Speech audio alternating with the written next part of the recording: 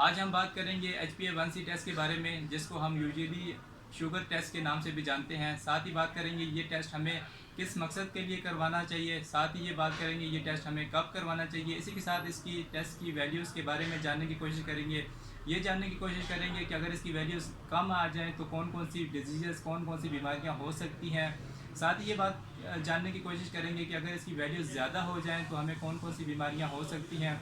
इसी के साथ HbA1c की वैल्यू को कंट्रोल करने के लिए जो चीज़ें हैं उनको भी डिस्कस करेंगे।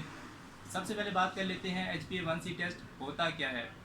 HbA1c टेस्ट जिसको हम ग्लाइकेटेड हेमोग्लोबिन टेस्ट भी कहते हैं, यूजुअली लोग इसको शुगर का टेस्ट भी कहते हैं।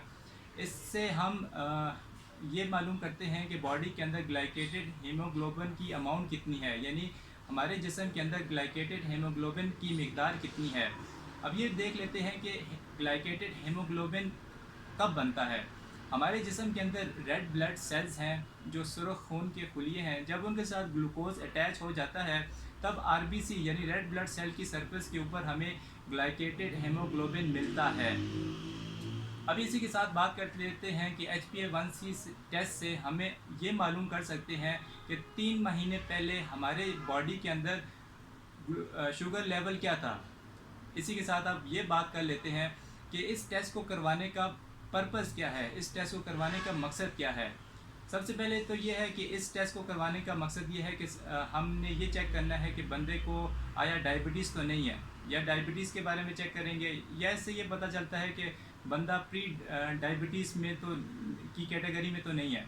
इसी के साथ ये टेस्ट हमें डॉक्टर्स को यूजुअली हेल्पफुल रहता है कि डॉक्टर इस टेस्ट की वैल्यूज़ को देखने के बाद ड्रग की सिलेक्शन में उनको मदद मिलती है, यानी कि अब मरीज़ को कौन सी मेडिसिन देनी है इस टेस्ट की वजह से उनको मालूम पड़ जाता है।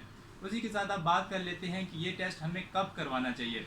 जब आपको बहुत ज़्यादा चक्कर आ रहे हो तब आप ये टेस्ट करवा सकते हो। उसी के साथ अगर आपको कंटिन्यू हेडेक रहता है, यानी सर में बहुत ज़्यादा दर्द रहता है और मुस्तकिल दर्द रहता है, तभी आप टेस्ट करवा सकते हो। उसी के साथ किसी मेजर सर्जरी से पहले भी ये टेस्ट करवाया जाता है। और इसके अलावा अगर आपको हार्ट प्रॉब्लम्स हैं, यानी कि अगर आपको कोई दिल के अमराज हैं या कोई दिल का मर्ज़ है, तो तब भी ये टेस्ट करवाया जा सकता है। उसके बाद HbA1c टेस्ट की वैल्यूज़ के बारे में जान लेते हैं। अगर HbA1c टेस्ट की वैल्यू आपकी 4 to 6 आ गई है तो ये तो नॉर्मल कंडीशन है, नॉर्मल वैल्यूज़ हैं, ठीक है।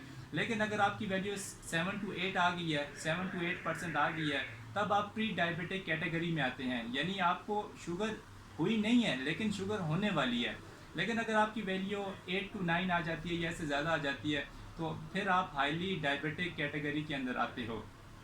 अब बात कर लेते हैं, अगर HbA1c टेस्ट की वैल्यू कम आ जाए तो फिर हमें कौन कौन सी बीमारी हो सकती है।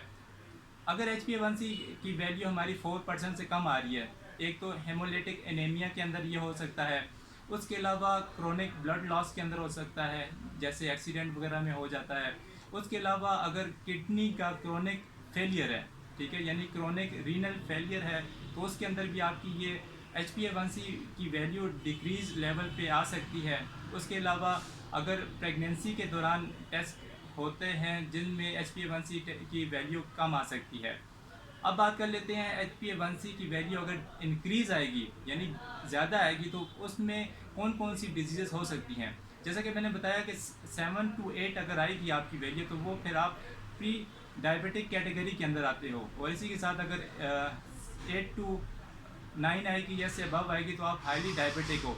इसके अलावा आयरन डेफिशिएंसी एनीमिया के अंदर भी आपकी HbA1c टेस्ट की वैल्यू ज़्यादा आ सकती है। अब बात कर लेते हैं कि इस HbA1c टेस्ट की वैल्यू को हम कैसे कंट्रोल कर सकते हैं। सबसे पहले तो आपने डेली एक्सरसाइज करनी है, यानी अपनी सेडेंटरी लाइफ अगर आप जी रहे हो उस सेडेंटरी लाइफ को आपने छोड़ना है और आपने डेली एक्सरसाइज करनी है। साइंस भी कहती है कि अगर आपको पूरे दिन के अंदर 20 से 25 मिनट कोई ऐसा काम करना है, कोई ऐसी एक्सरसाइज करनी है जिससे मुस्तकिल 20 से 25 मिनट आपकी दिल की धड़कन तेज़ रहे।